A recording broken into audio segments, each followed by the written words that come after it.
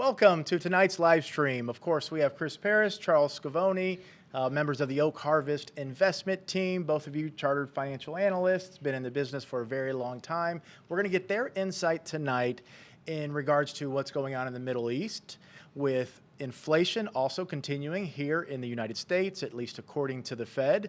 We have bond yields, which are staying much higher for longer, and the impact on the stock market, and more importantly, how that's impacting your portfolio. We got a big GDP print yesterday, 4.9%. Guys, I'm going to ask you, is the economy really growing at 4.9%? And we're about halfway through Q3 earnings season, so a lot of current events, and we're going to tie it all back to how it impacts you, your retirement, and your portfolio.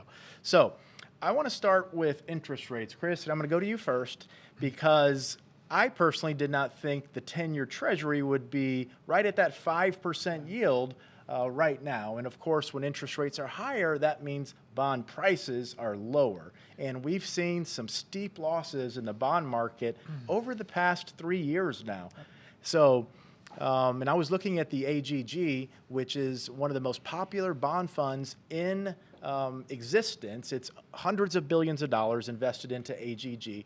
It's high quality high quality, so investment grade corporate bonds. And I went back to 2020, and I believe it was roughly August, maybe September, and literally on the chart, those bonds, high-quality investment-grade bonds, just have been coming down for 3 years. And I know many of you own that bond fund. I know it's widely held across institutions. So here we are. 10-year Treasury is at almost 5%, and I don't think many people really expected it to be this high. We still have the inverted yield curve. So how does this impact the stock market? What should, if anything, people at home be concerned about? And what maybe is going to transpire over the coming month? Thanks, Troy. Yeah, certainly I didn't expect the 10-year Treasury to rise to 5% in 18 months, somewhere around there. That being said, our clients who are in a mix of stocks and bonds, their bond allocation, although it may be 40% or 50% or whatever the allocation the financial planner chooses, and sitting down and working with their clients, we've been allocated more short-term in some bond funds that are 0 to 2 years, something like that. So although they weren't paying you very much 2 years ago, and we got a lot of complaints from clients about why are you in a bond fund that pays 35 basis points, this is why we were in a bond fund that paid 35 basis points, is because going out 7, 10, 20 years for just a little bit extra yield wasn't going to do anyone any good. So, those bond funds that are shorter term, 0 to 2 years, even 5 years, they will adjust much quicker than that fund that you own that may have 7, 10, 20-year bonds in it that you're kind of stuck with, and the price will go down as the yield goes up. Yeah, you can sell it. You can always sell a bond. If you have a 20-year bond, you can sell it, but you're going to realize a capital loss. Just to be clear, not complaints, just conversations with clients. Yeah. Well, people lose. I think folks have lost sight sometimes, and it's easy to do, lose sight of the fact that in a bond, right, there's really two risks, right? In a corporate bond fund, particularly, there's credit risk, right? Is the company in which you've lent the money going to be around to pay your coupon? And the other thing is referred to as duration risk, right? And people lost sight of that duration risk, and those bonds that are longer term in maturity have a greater sensitivity to changes in market interest rates. And a lot of financial advisors thought, well, here's what's commonly used, right? Here's this, broad, passively managed bond index that's kind of safe to put in clients' accounts, and it was easy to sell, but they didn't really give a whole lot of thought into the other side of the equation. Yeah, I'll tell you what, guys, so we see a lot of prospective clients. They come in, and part of our process is to analyze the portfolio. And when we're going through that first visit, we're gathering the information, and then all that data goes back to our planners who dig into it, and they start to put all that data into the analysis software. We get to see how portfolios are constructed from some of the biggest institutions in the country. And for the most part, we see a lot of very similar themes. But one of the things that we noticed over the past 4 or 5 years, was a lot of consumers, whether the advisor recommended that or they got a little bit greedy, they would go far out on that yield curve, meaning instead of owning short-term bonds where your duration risk is really, really low, they would go farther out or further out in order to have the potential for just slightly higher interest rates. Yeah. And a lot of times what we also saw was clients or prospective clients working with other firms or possibly doing this themselves, going down the credit quality spectrum. So when you have lower credit quality, meaning your balance sheet or your ability to pay your debts maybe isn't as strong as a company that has a lot of cash, a lot of free cash flow, and more securely can pay their debts, you have a greater credit risk. And those types of bonds also pay higher interest rates, but of course they come with risks. So we saw over the past few years many people getting into that position where either they had very poor credit quality and those bonds have lost a significant amount of money, or they were further out in duration, or instead of having 2 to 3 year bonds, they had 10-year bonds, 20-year bonds. We've seen even 30-year bonds in portfolios. That one, we're not going to get into it, I guess, but you analyzed one recently where it was clear the advisor just absolutely made the wrong decision. It was not very thoughtful in what they do. And, you know, maybe they're following a broad corporate mandate from one of these large firms. We take a really simple approach to fixed income here, right? We want to do a really good job on the credit side so that we can make sure that we can sleep at night, don't have to worry about the credit. The bond's going to pay off. And then we look at it as how much yield do we get per unit of time in which we're tying up the client's money. And so we look for that fat part of the curve where we get paid the most over the shortest period of time so that we don't experience those fluctuations in capital. Because, you know, invariably something's going to come up, client's going to, you know, thinking, well, my bond's fine, you know, 30 years, no big deal. But invariably at the absolute worst period in time, something's going to happen, something's going to change with that client. They're going to need their money. Something's going to change, and they're going to be in a bad position. And it's just not necessary to put somebody in that position. And so I'm going to ask you about how it impacts the stock market, but just to illustrate Charles's point, if you can, let's say, hypothetically get 3% and only have a loan or a bond. So when I talk to you about bonds, I want you to kind of think loans, because ultimately that's a bond is a loan that has a certain term length, a certain interest rate, and that principal is going to be repaid back at the end of that term. So if you could, let's say, hypothetically get 3% for 2 years, but then another company said, hey, you know what, I'll give you 3.5%, but we're going to hold your money for 15 years. Well, anyone in their right mind would take the 3% for 2 years because you get your money back and you can reinvest it. You have less duration risk, assuming the credit quality is the same. But what I was saying and what you pointed out was we've seen a lot of prospective clients that come in, have a first visit with us, and the team goes through the analysis and starts to plug it in and look at how much risk there is in the stocks, the bonds, everything we do from an income to a tax analysis. We've seen an inordinate amount, an inappropriate amount, I would say, of prospective clients working with other people who possibly they were doing it themselves. For that extra 0.5% interest rate, they were going out 8 years and 12 years and 15 years. So you want to be very, very careful with your fixed income. One of the questions that we received tonight, and we have some pre-submitted questions. We're going to be taking your questions if you type them into the text box here. And I should go ahead and tell you, we're also going to do a couple of raffles. One's going to be in about 10 to 15 minutes, and then one at the end of tonight's live stream. We're going to get a gift card to your favorite restaurant. Our marketing team is going to reach out to you if you win and going to set you up with that gift card.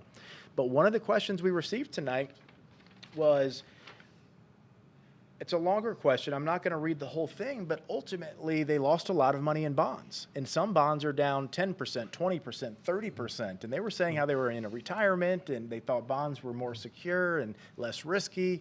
And theoretically, they have less risk than stocks. But when your bonds lose 15, 20, 25%, and you just entered retirement, things kind of get flipped on their head. So that's unfortunate. There are ways to potentially solve that problem.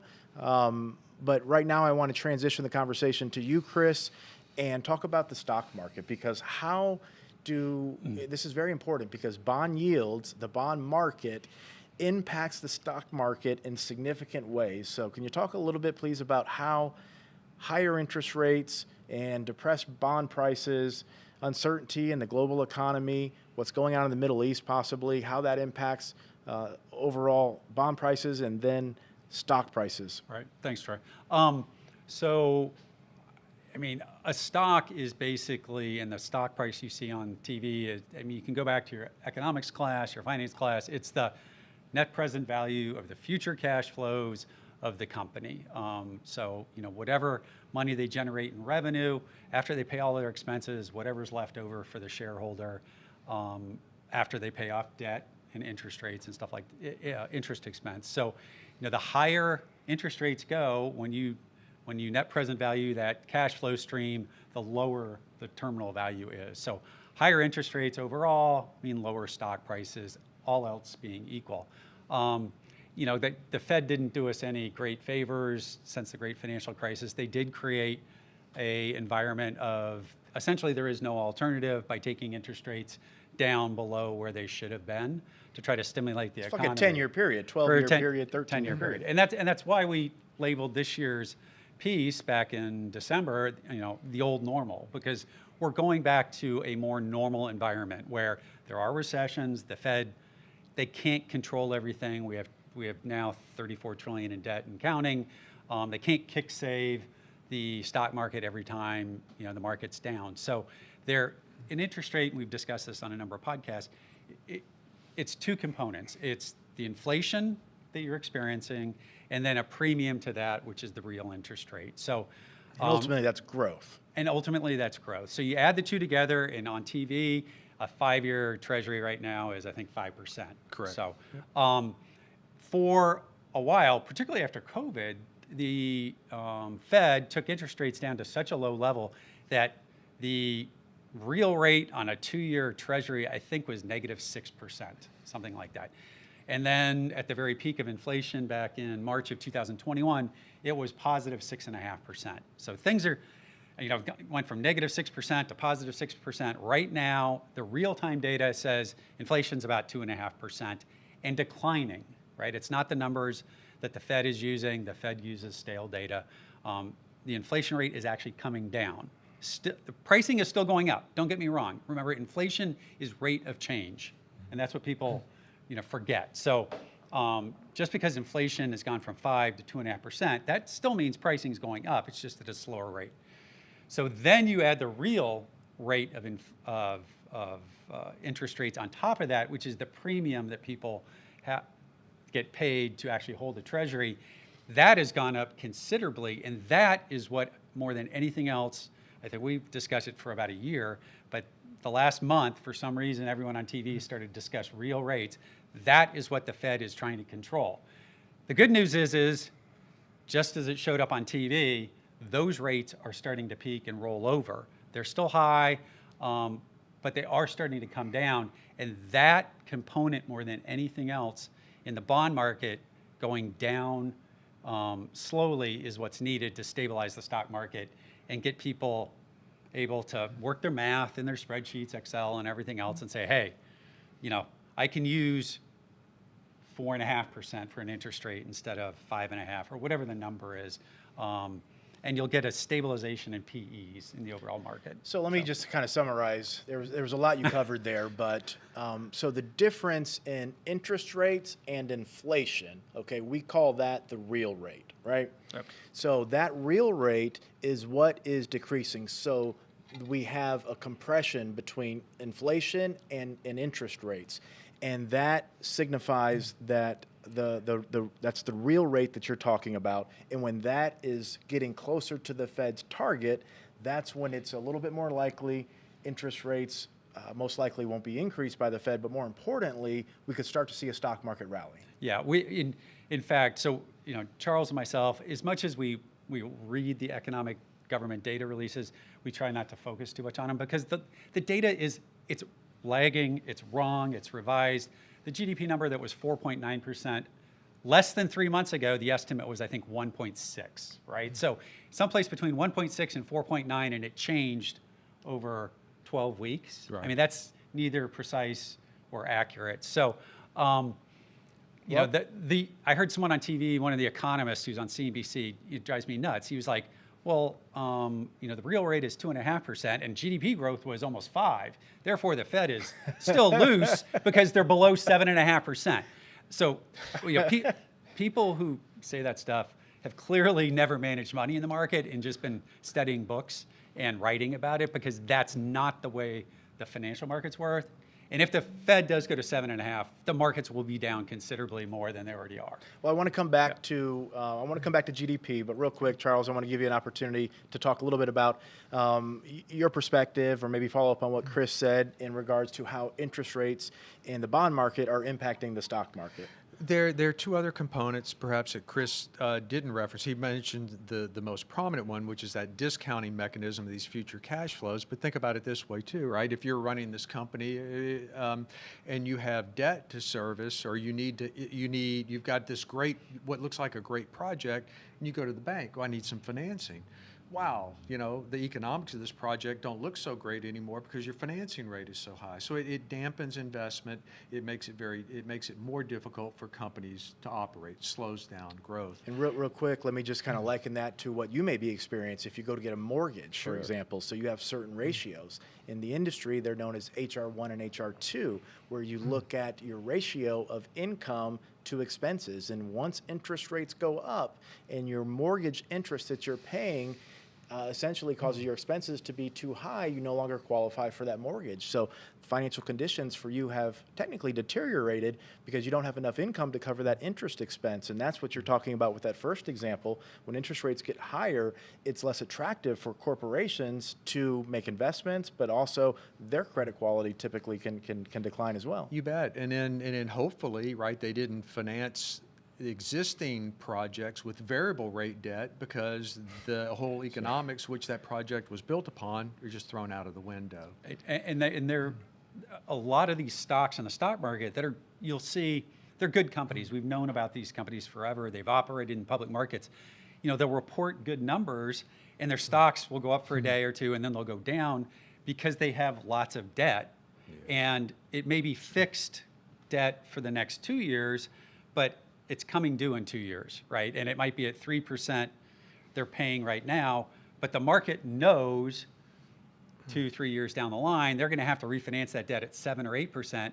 And the money that comes out of is the shareholder, right? Because as a shareholder, you don't have a claim, you have a leftover claim essentially on the company. It's not a contractual claim to cash flows. It's what's left over after they pay expenses, including interest. So you've seen a lot of companies on the consumer side that have a lot of debt that report earnings, and they report good earnings, the stock's up for a couple minutes, and then it sells off because the market looks at the balance sheet and says, hey, you know, they've got a problem in a couple of years.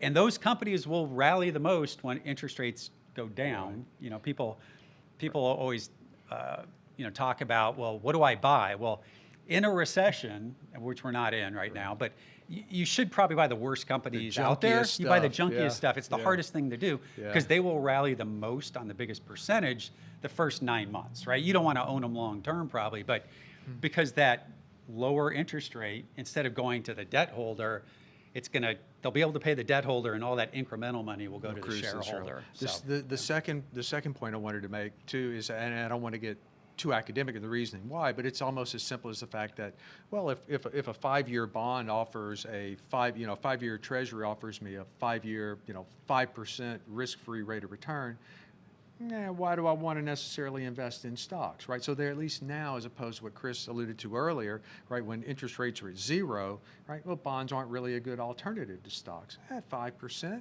for some people, where we're at in the market cycle, not such a bad alternative. So now there are alternatives to stocks. And so we have one question that was pre-submitted that kind of ties into that, and it's from Rich. And Rich says, is holding 3 to 5 year CDs in the 5 to 6% range a smart thing for a retiree with all the wars and Washington dysfunction going on? He goes on to say, I realize inflation is still around 4%, but I am quite frugal, so I don't see inflation as a big issue in my budget. So Rich, owning CDs in that range most likely can be a good part of your overall portfolio, your overall allocation.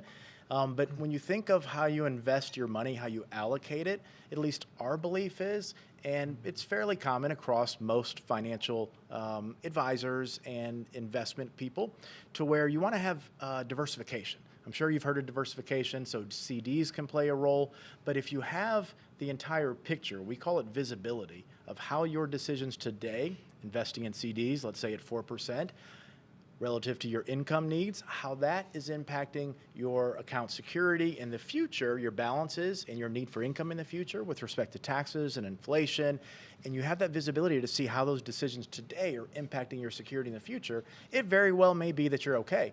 But without that visibility, it's hard to really say if that's a good thing or a bad thing. But generally speaking, owning something that's lower in risk, that's paying you 3, 4, 5%. Typically, if you're in retirement, that's not a bad decision. But diversification is important.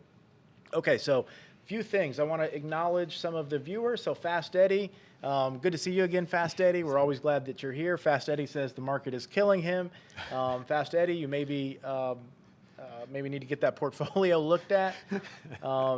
We have a few people from Los Angeles and Fort Worth. And then I like this. So the team here asked what or who, or I should say whom, do you listen to stay informed about what's going on in the economy and the stock markets?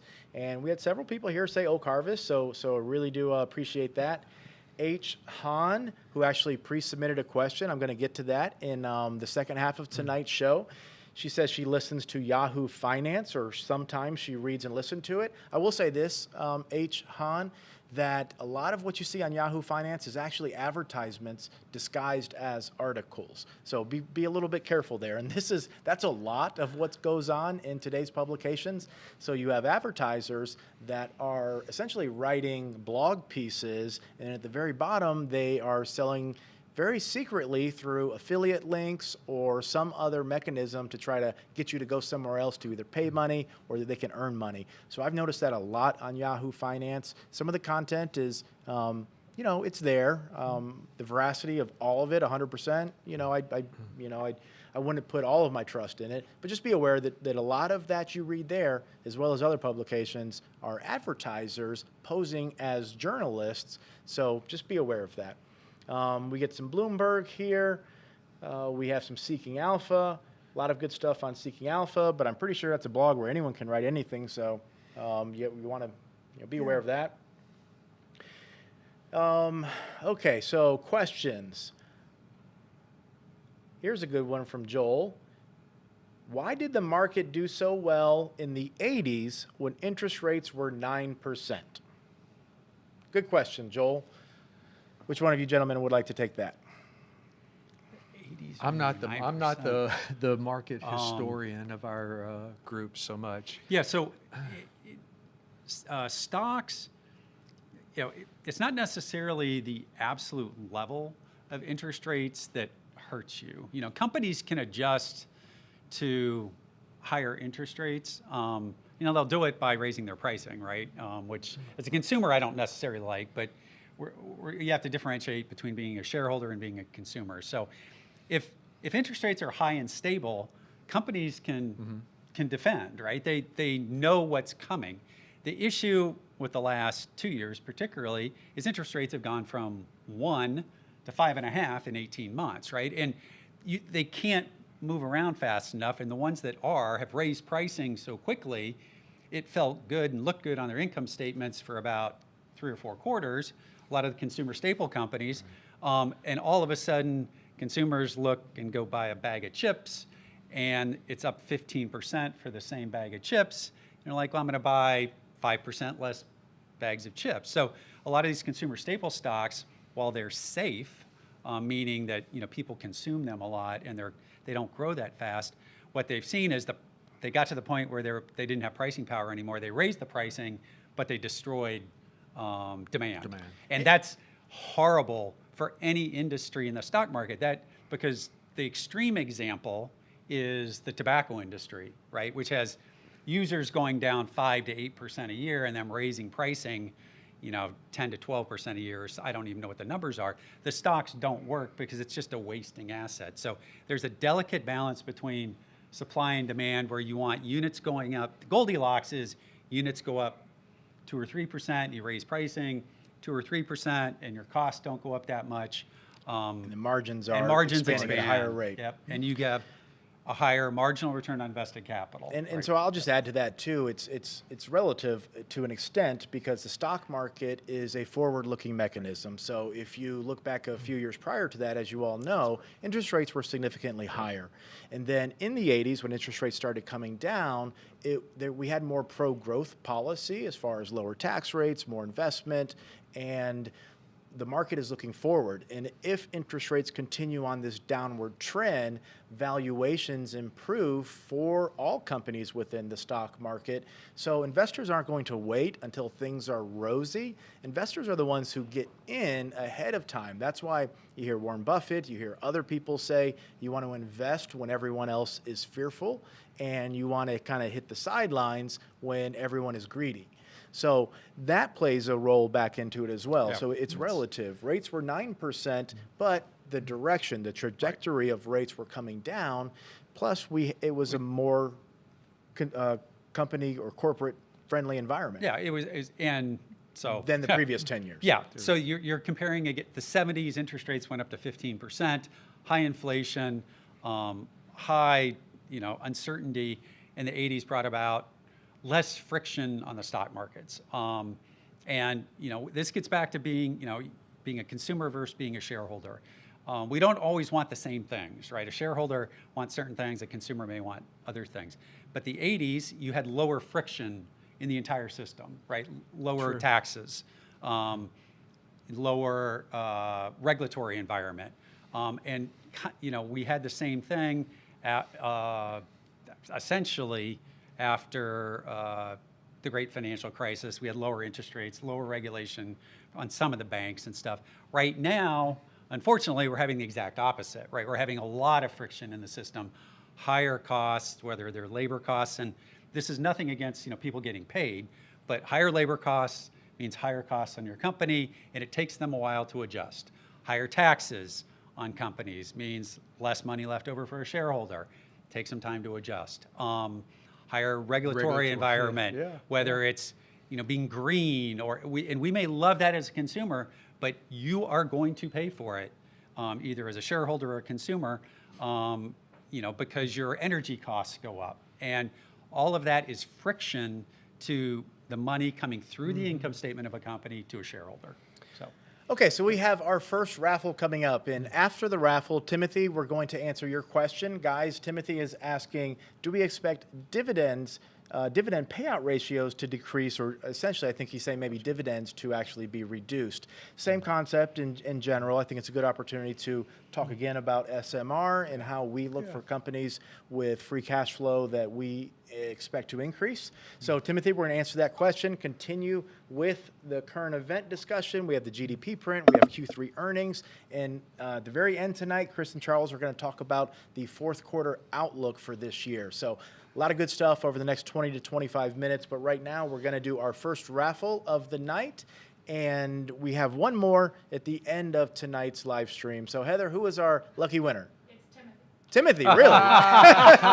Man. Oh, Timothy. Well, I'd like to say Book if a you flight to input a Vegas. question, you have a better chance to win the gift card, but unfortunately that's not true. It's just a really cool coincidence. So Timothy, thank you for submitting the question, and our marketing team is going to reach out to you. They're going to get your information, and they're going to set you up with a gift card to your favorite restaurant. So I can't say I could find a better segue than to go from Timothy's winning the gift card to Timothy's question about dividends and payout ratios. And let me provide just a little bit of context here, because we're about halfway through the third quarter earnings season, and we are starting to see some companies with some hiccups in the earnings report. So it begs the question, is there a likelihood that companies, especially with what's going on globally, right? Our company's going to maybe be a little bit closer to the vest with their cash flow and possibly pay out less in dividends. So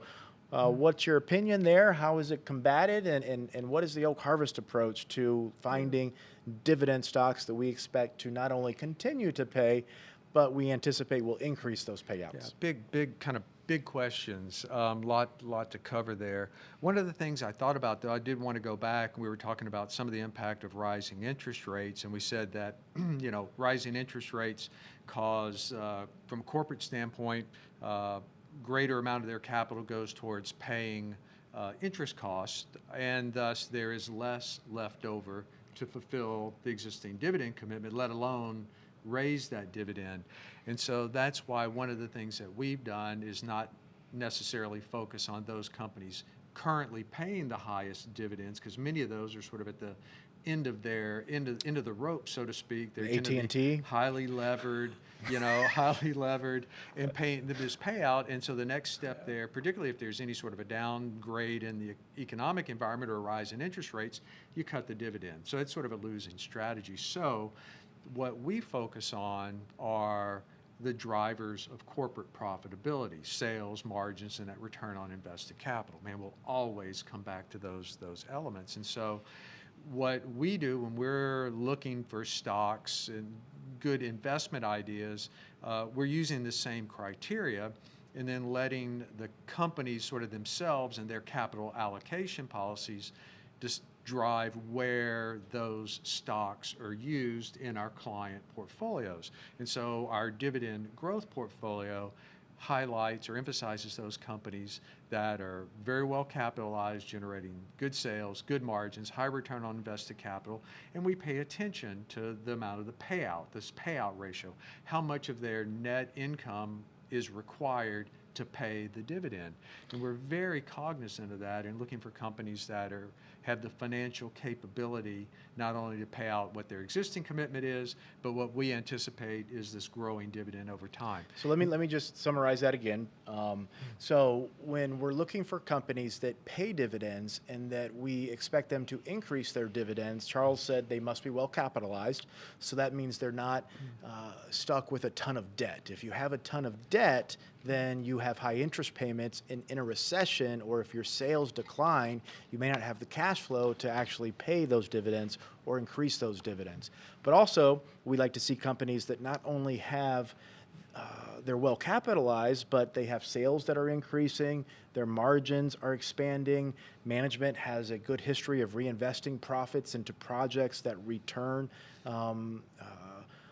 interest rates or returns on that capital above their cost of capital, meaning if I have 3% on the average debt and I'm getting 7% on my invested money, that's a positive arbitrage. That management has a good history of investing shareholder capital wisely and then staying on top of it. And I think that's the big thing.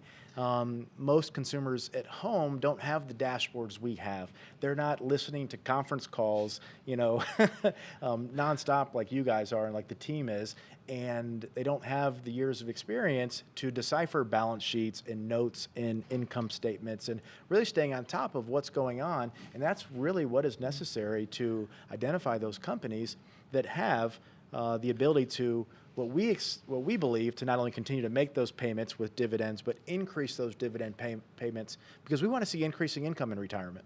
Yeah, it's very important. A lot of companies hold their dividend and dividend policies very, very important to them, and they may actually change capital expenditure, research and development expenses. When they sit down and look at their budgets, they want to make sure that that dividend is not only intact, but they can continue to support it. So I think it's very important, often overlooked. Yeah, and the environment we're in currently makes all of this super hard, right? I mean, this is probably, this is the hardest environment I've seen in maybe in 30 years, because the Federal Reserve doesn't want any of this, right? They don't want companies hiring more, right? They don't want companies investing more. They think inflation's too high. They think the economy's too hot. For whatever reason, they think the way to get inflation down is get people fired. It's ridiculous, but it makes picking stocks over a shorter time frame very difficult, because the Fed is against you, right? They're not on your side. So these companies that are investing for the longer term they're not going to get rewarded immediately. Right. There's zero chance, right? Even if you see them doing the right things, making CapEx investment that's going to last, It may take them a couple years, and it's going to last 10 years. There's a couple semiconductor companies out there. Those companies are going down almost as fast as any other company because the market is like, yeah, that might be the right decision over 10 years, but your free cash flow over the next year is flat. And it was, $2 billion last year because you had a great year last year. And the markets are like, okay, I'm not waiting around. I'm going to sell it. I don't have the patience. I'm going to move on to something else.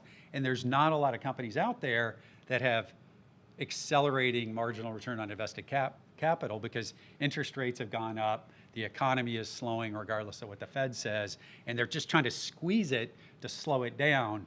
So we're in a lull. And hopefully the Fed is beyond academic and realizes they've done enough. And they, instead of kind of a fake pause is what they're kind of been doing. All summer they saying, hey, we paused, but we really haven't. Hopefully they come out next week and say, we've done enough. The market's increased interest rates even beyond where we thought. We're done for the year. Because if that happens, that's where you get the big fourth quarter rally. You get to exhale. Companies can actually kind of go about their business. And at least the Fed is now publicly saying that they are looking at some of these things. And you're like, well, better late than never, right? You just about broke the banking system, right? And so what other unintended consequences lie out there that we haven't considered? I'm not sure. But, the ECB came out, right, and the European Central Bank and said, pretty much, I think they said, we're done, right? We've done enough. And so hopefully that's a good leading indicator of what our central bank is going to do. Actually, I've talked about this in the past. The leading central bank in the world on the way up and on the way down has been Canada for whatever reason. And they said, I think about a month or so ago, they're done for now. So, if you want to follow a central bank, it's leading edge, I guess. Look north. Look north. Okay, so guys, I want to transition because I want to make sure we have time to get to the fourth quarter outlook. But we had a GDP print yesterday of 4.9%. So is the economy actually growing at 4.9%? What does this mean for your portfolio? Should we be excited about a 4.9% GDP print? Is it anything to really put any strong merit into? Guys, what do you think? Sounds a little bit too good to be true, doesn't it, Troy? Part of my job is just to toss you softballs.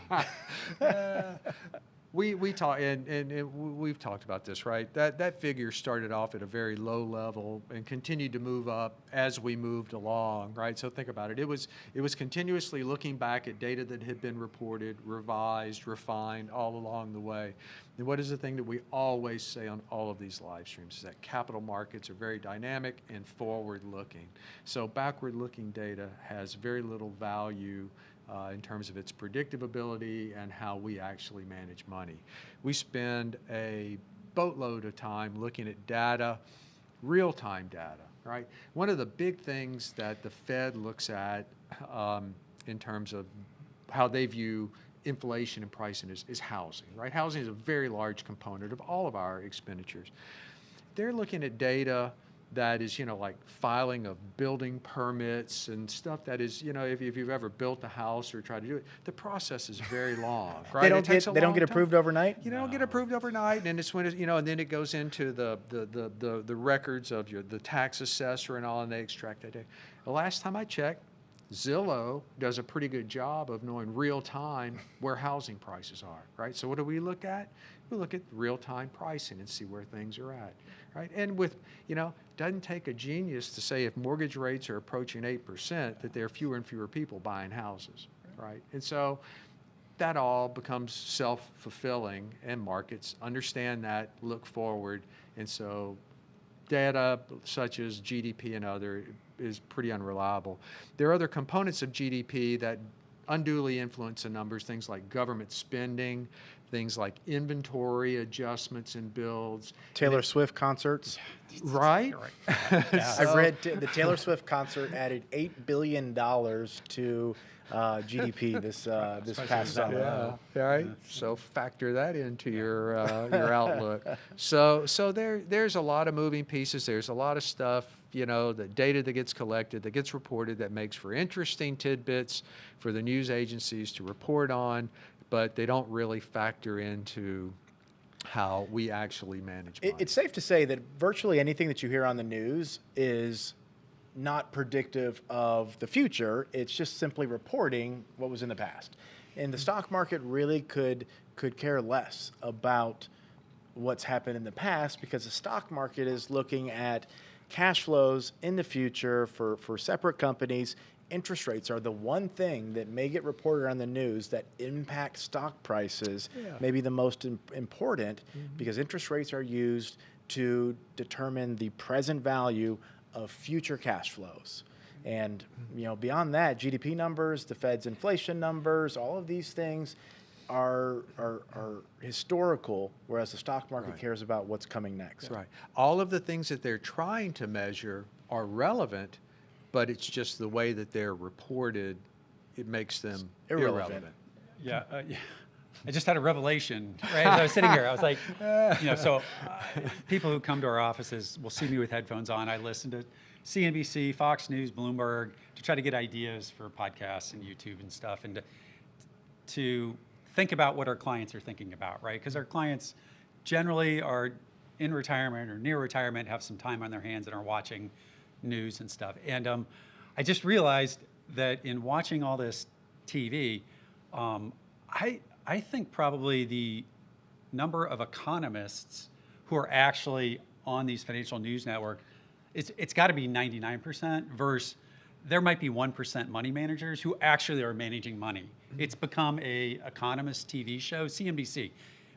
If you go on there, it can't be more than 1 out of 10 people on that TV show have ever managed money. And that's not to say that economists and politicians aren't useful, but they're generally not useful to managing your money whatsoever. The problem with economists, though, of course, is that they have two hands. Yeah. Right? And so they give you this very long explanation of what they believe is going to happen, but then they always tell you at the end of their presentation. But on the other hand, something else, which is exactly the opposite, may happen, and therefore they're never wrong. Right. Okay, so real quick, guys, I want to jump into Q3 earnings. So we're halfway through earnings season almost. Spend a couple of minutes here, and then I want to get into the fourth quarter outlook. What can you expect possibly to happen in the stock market when I talk about the stock market? I want to cover the NASDAQ, because the NASDAQ has been leading the markets down over the past couple of days. So a little bit about that, but the S&P 500, which is representative of the broad market overall. So real quick about what are we seeing with third quarter earnings before we get into some possible directions and why the stock market could go there in the fourth quarter. So we did a YouTube video towards the beginning of summer, and it was, you know, I think the S&P 500, 4,300. We're taking the summer off. There's third quarters, right? We're a consumer-led economy. They're always slow in the stock market. And there's always reasons, right? Right now, you know, one day some companies will report and the stocks will go up, and people will say, hey, those are great earnings. It's like the earnings estimates for the year usually start like they're high at the beginning of the year and they slowly go down to some number for the S&P 500. I don't know, right now it's probably 210, and they bottom right around now, when people can then look out to the next year and say, hey, next year is going to be good. And it's so, you know, we've had companies that beat numbers, the stocks went down. We've had companies that beat numbers, the stocks have gone nowhere. We're in this time period in October, and we discussed this 3 months ago. Right now, this week is the dead of the fiscal year end for most mutual fund companies, a lot of ETFs, where if you have losers, you're selling them. If you're a mutual fund manager. Yeah. Right, so this is important. I want to provide some context. Institutional. And it happens every single year around this time, because mutual funds, it's the end of their fiscal year, so they're... And the portfolio manager's bonus payments are based upon that fiscal year end. Usually. Yeah. So that probably impacts the buying and the selling. Been there and done that. So if you owned a lot of utility stocks, right, and they were dogs all year, you're like looking at your portfolio and you're like, I own all these dogs. I'm going to take some tax losses for my shareholders because I'm running a mutual fund, and you sell them. And you saw that 2 weeks ago. I think utilities and staple stocks, I think the utility index might have been down like 3 to 5% in a day. And yes, interest rates were up that day, but that's not still crazy. Yeah, that's still crazy for utility stock, bank stocks too. And then you look at the other side and say, hey, I own a lot of technology stocks, maybe 7, that are up 30 to 100% year to date because they were all down big last year. But I don't care. Those are now gains. I'm going to offset some of these losses and gains, and I'm going to sell them. What price? Doesn't matter. I've got a 40%, 80% gain. The portfolio manager literally will come to the desk and say, I got $1 million, $2 million to sell. What price? Just get it done. And market order, 1 million shares. Market order, and they sell it. And that actually, the peak of that is usually today and tomorrow. Mm-hmm.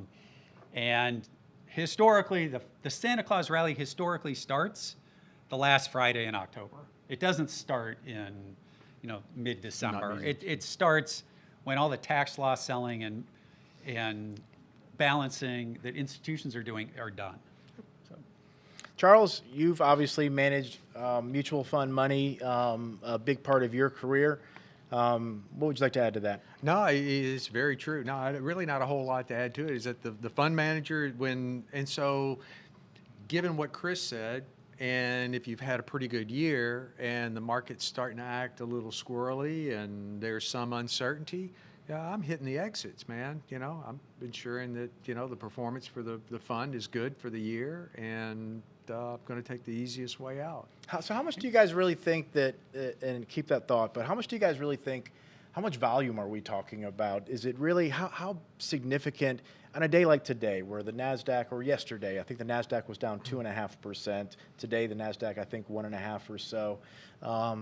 How significant of the activity from that buying and selling? Just opinions. We don't have any data to back this up, so make sure we're clear here. But just your gut feeling, how much of that you think is contributing to some of the volatility around this, what we've seen the past couple of days? It's difficult to ascertain. It'd be a great academic exercise because you don't know precisely how much of the money is sort of locked up into ETFs that don't make these sorts of decisions. They don't care, right? It doesn't impact their business. So active managers, then the large fund managers, probably have a more profound impact as a result in some of these names.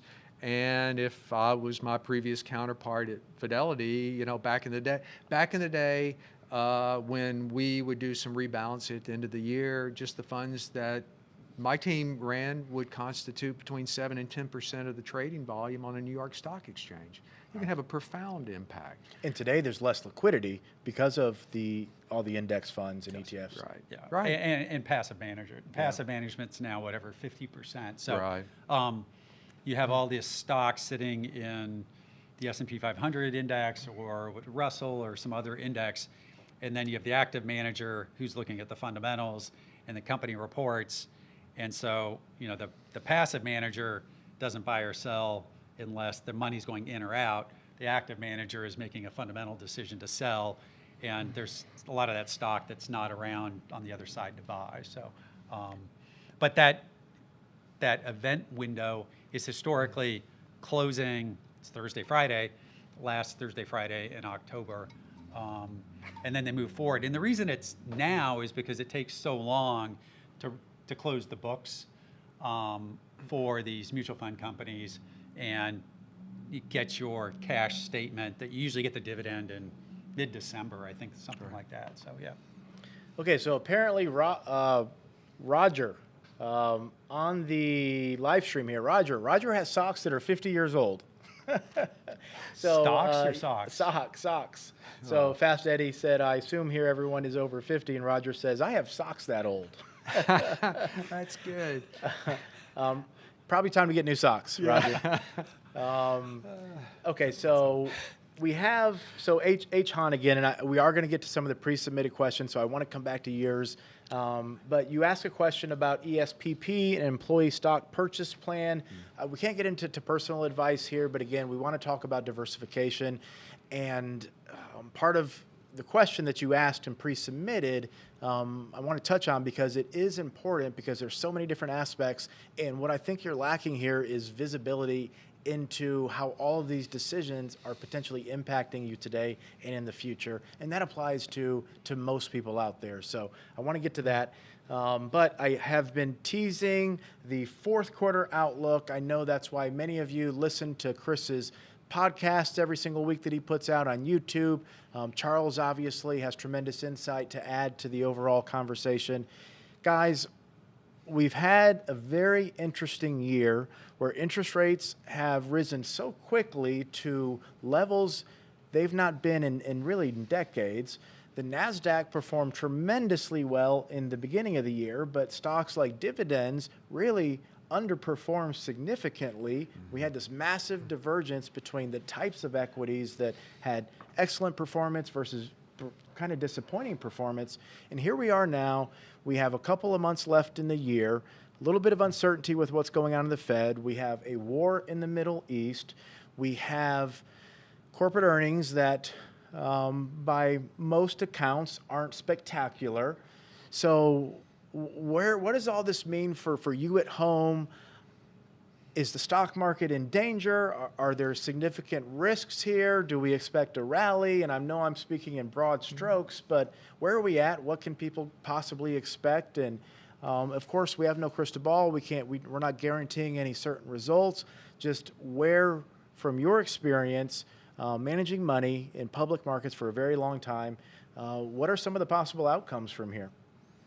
Well, you forgot to mention the potential for a government shutdown. That's a big one. Right, rising crude oil prices and gas prices. I want to add one more we've been talking about on the radio show here.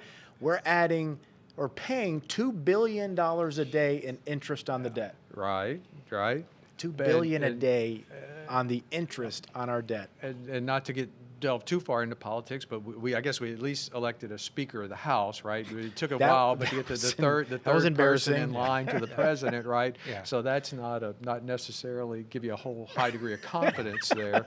But yeah. So, anyways, other than that, everything's just great. Yeah. So, so with that said, so I don't think any of us are a fan of a government shutdown, but we're adding $800 million an hour to the national debt. We're paying $2 billion a day in interest. Maybe we're looking at this wrong. Maybe a government shutdown isn't the worst thing. That would be good.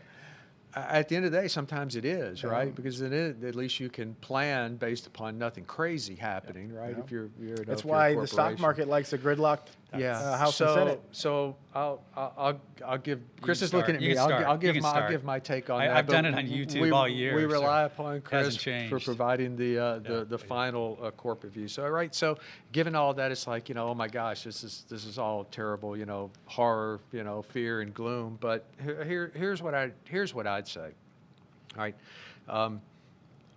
The most advantageous time to invest in stocks is when things seem the most bleak, right? Because you're starting from sort of a low starting point. So corporate earnings so far, even given what Chris said, have actually been okay, right? They're not bad, and everything, the disasters that people have been expecting or forecasting, they're not taking hold, right? Corporate America is pretty dang resilient. So is the consumer. Banks are well capitalized, even though the Fed, like I said, tried to kill them. So here's my take, right? Tell us how you really feel, Charles. You're entering into the best seasonal time for stocks. Markets already pulled back almost 10%, so they're very oversold. We would say that interest rates have probably peaked. Real rates have probably peaked. So you've got that effect of an improving discounting mechanism, lower cost of capital, fewer alternatives, right? So if those interest rates start coming down in the market, less attractive alternatives. Less attractive, right? And so maybe then that's the catalyst for dividend stocks to do well because they become relatively more attractive. and earnings so far are okay. So I think the outlook for the end of the year is at this point is the risk reward is tilted more favorable than it was back in June.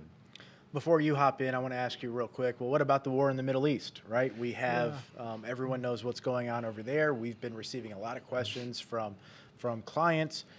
How does the war in the Middle East with a potential ground invasion into Gaza, how does that impact the stock market? Yeah, it's a good question because it touches upon sort of the human interest side of it. I mean, we all feel bad about it. It's all terrible. But if you take a step back and take an objective view, and from an economic standpoint, you know, it's not an unusual circumstance for fighting and conflict in the Middle East to arise. It's happened for quite a long time. It's impossible to forecast that or to forecast what ultimately the outcomes are. So it's difficult to generate an forward-looking investment plan based upon that. What does come to view is that, yes, anytime this happens, it creates disruptions in a large oil-producing region of the world. Either, you know, there may be shut-ins of existing production or shipping lanes can be at risk as a result of what's going on. So it tends to increase commodity prices. We've got large exposure in the energy sector, right? And so that's how you would, I hate using the word play that. That's, you know, how you a better way to position yourself. Given a top-down look at current events and how they impact potentially revenues of different companies that could be impacted. Well said.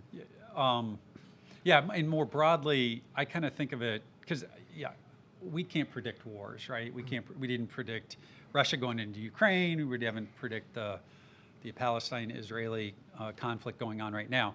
But what we can do as money managers think about, okay, you know, is this good or bad with regards to business, right? And all of these things, you know, the big one out there that hasn't happened and hopefully never will is China invading Taiwan. Okay, that's the big one.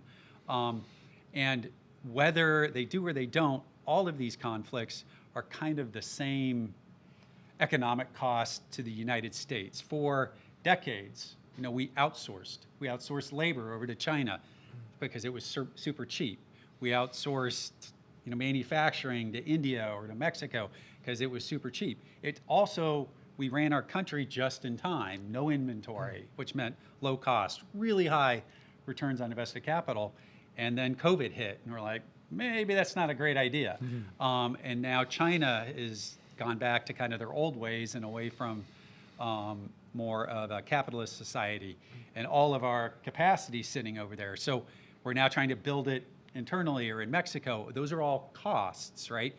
And increased costs, increased friction lowers your marginal return on invested capital. So long as there's all this movement overseas, whether it's us moving manufacturing back here, which, yeah, we want the jobs back here, but our jobs back here cost a lot more than they do in Mexico or India or China, so you're going to get inflation. So we can argue about, we're going to have higher inflation, or do you want, you know, more jobs? And, you know, it's a trade-off. So, and as a portfolio manager, you know, we have to do the trade-off of, you know, I may not like it socially that something's happened, but what's the economic outcome to the companies I own? And right now, all of this stuff, whether it's, you know, pushing towards electronic vehicles, which we don't control the supply chain like we do in internal combustion engines, whether it's, you know, selling oil out of the Strategic Petroleum Reserve, they're all increasing costs because those are inputs to things we already have that have been working smoothly for 40 or 50 years. And now we're like, let's change it all, right. You know, let's throw a couple $1 trillion at it and see what happens.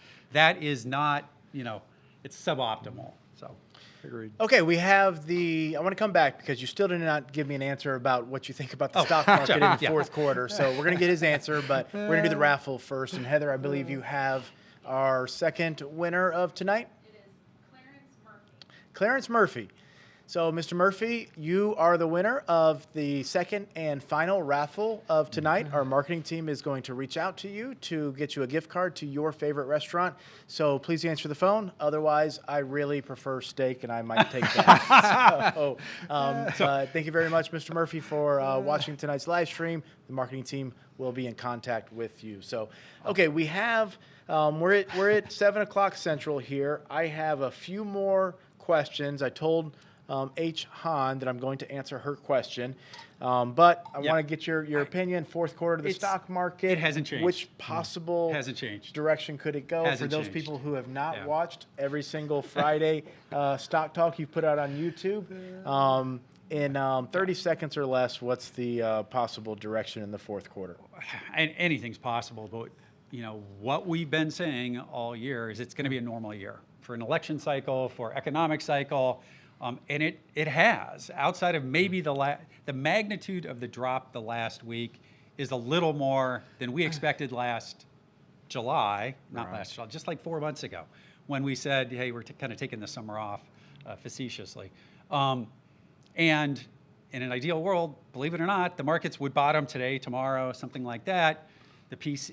Maybe it's the inflation data tomorrow, and all of a sudden the markets gap up, and then next week the Fed comes out and says, we're probably done, and they just keep going because earnings, I wasn't downplaying how good or bad they were. They're zero. They're flat year over year, which they're supposed to be in the third quarter, and then they're supposed to progressively get better. I think it's a 5% growth number in the fourth quarter, and out in the first or second quarter of next year, I think it's 12 to 13% growth. 12.5%, yeah. So, and over longer time periods, so long as interest rates are stable, stocks are going to follow earnings. And I don't see interest rates going up from here. In fact, the real-time data that we put out in a YouTube video last week, real interest rates have peaked.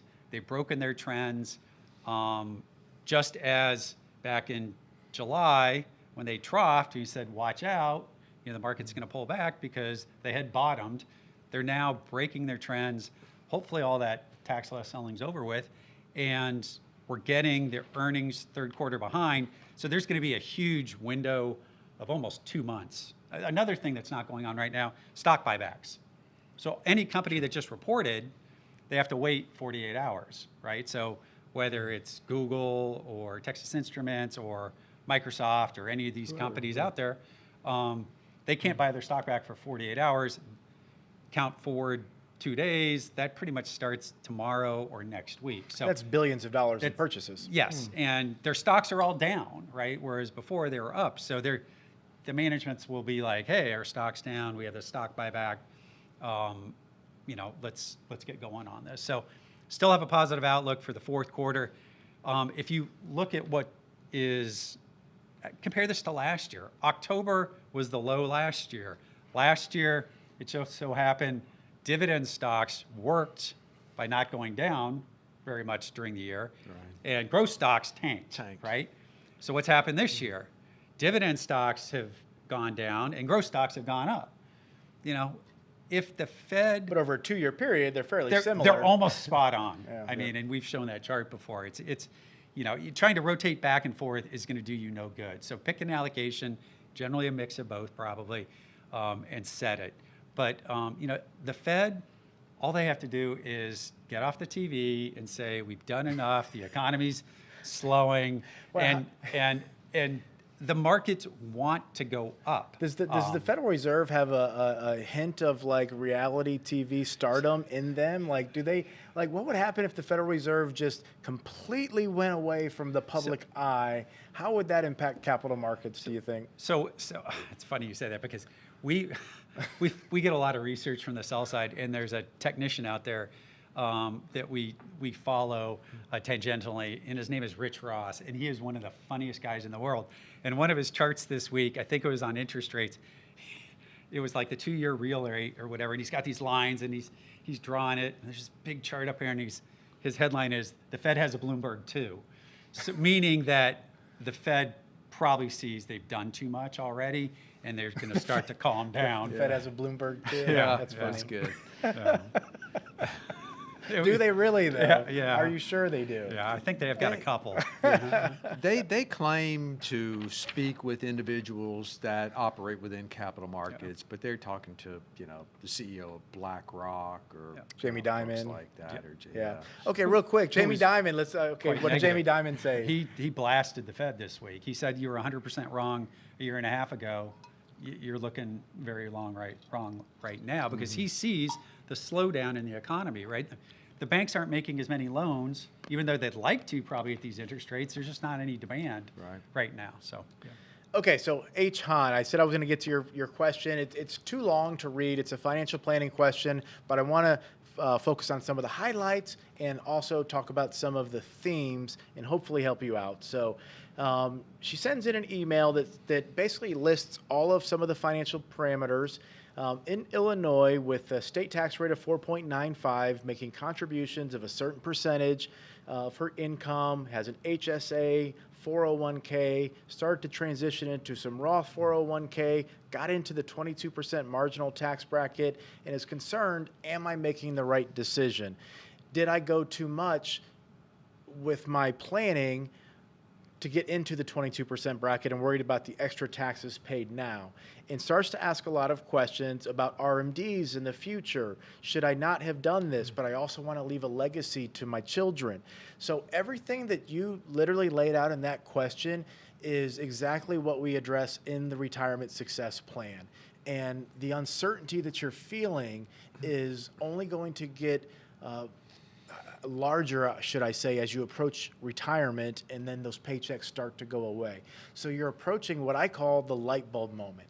It's the moment where you realize that every single decision that you make impacts your financial security, your ability to take income, how much tax you'll pay, how much money will be left for the family if something, God forbid, happens to you. This is the light bulb moment, and you're starting to kind of slowly inch toward that because you're getting more focused, it sounds like, on some of the critical decisions that will impact your security for the rest of your life. And instead of giving you advice, because I can't give personal advice without understanding your situation, I want to point out why what we call the retirement success plan and what we do as retirement planners is so important, because our job is to help you have visibility into the future with regards to the impact of all the decisions and the combination of decisions that you could possibly make today. And we don't have a crystal ball. We can't tell you the absolute 100% best thing to do, but we can analyze so many different situations, create probabilities of outcome for those different decisions, and present it to you in a very clear, easy to understand way that hopefully helps you make a better decision than you would have otherwise.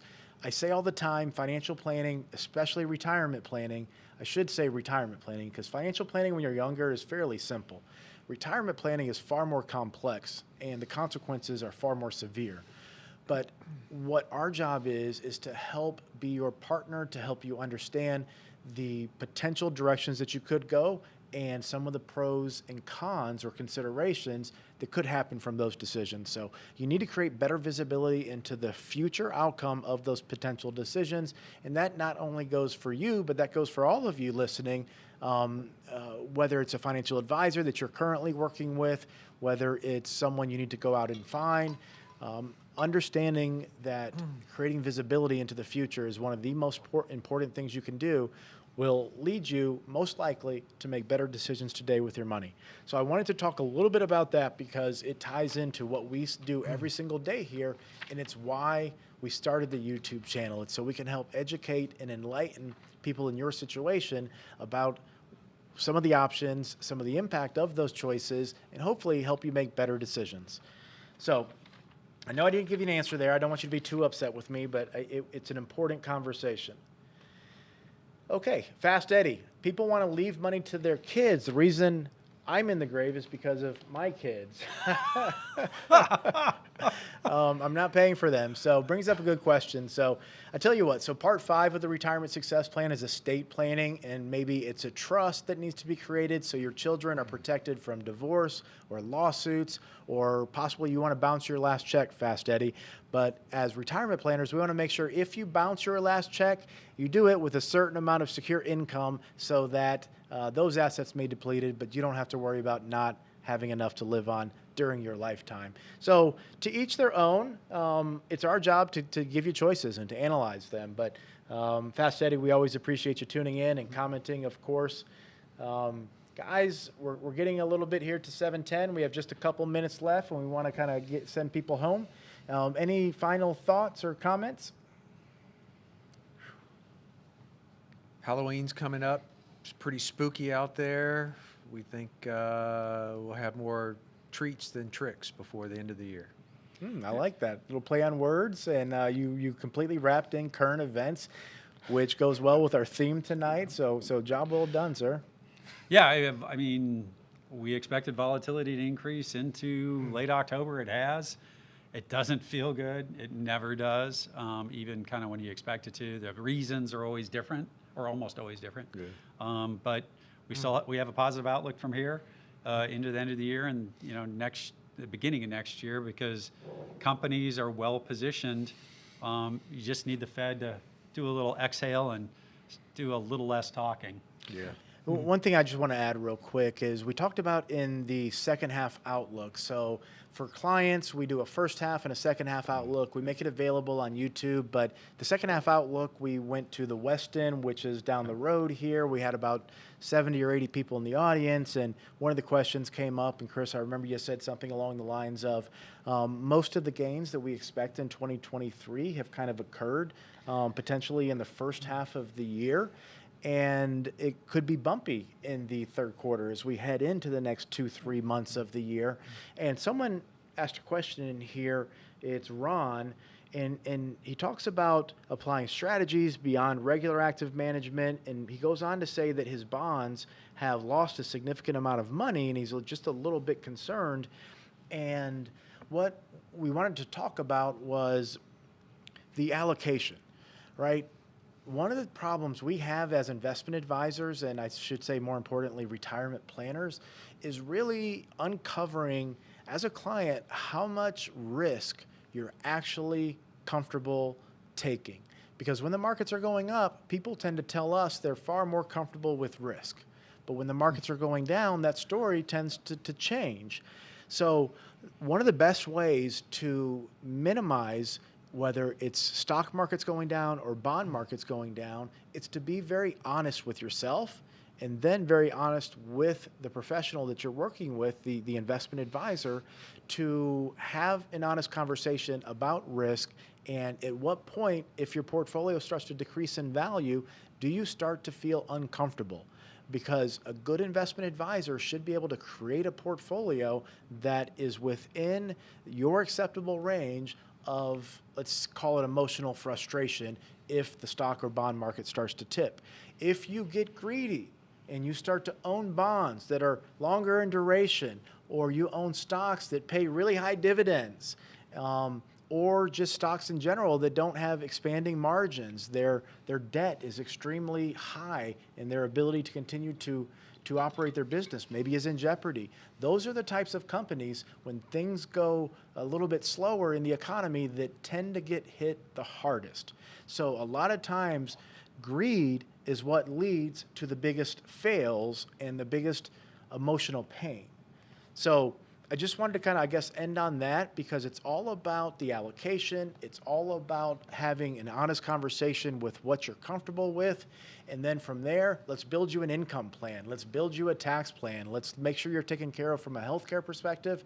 And then let's sit down with your attorney. If you don't have some, we'll get some. And let's make sure that the attorney, the CPA, the financial planner, all of us are working on the same team for your retirement, for your business, or just for what you need at this time. So guys, I want to thank you very much. Another good live stream tonight. We got into a lot of great information about current events. Of course, I want to thank you very much for tuning in. We do this every single month. Make sure to subscribe to the channel. Tune in every month. Ton of great content. And again, thank you very much. We'll see you next month.